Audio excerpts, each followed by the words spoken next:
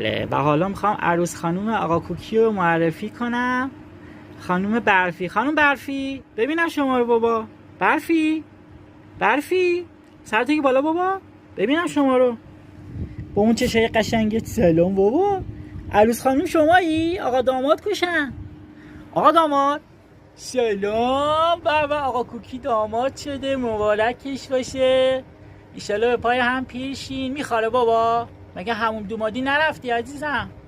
قربون قدرت برم من. اینم یه نمای دیگه از عروس داماد.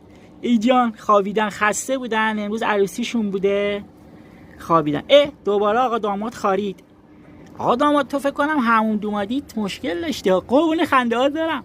آقا داماد یه دستی بکن برای بابا کوکی. بابا یه دستی برو کوکی. عروس خانوم بلند نمیشی شما اخا؟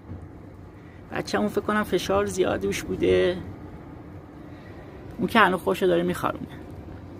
کوکی بابا یه دستی بکن. بابایی بابا یه دستی برو، یه دستی بکن برای بابا. دستی بکن، یه دستی بکن برای بابا. ای جان قربونت برم من.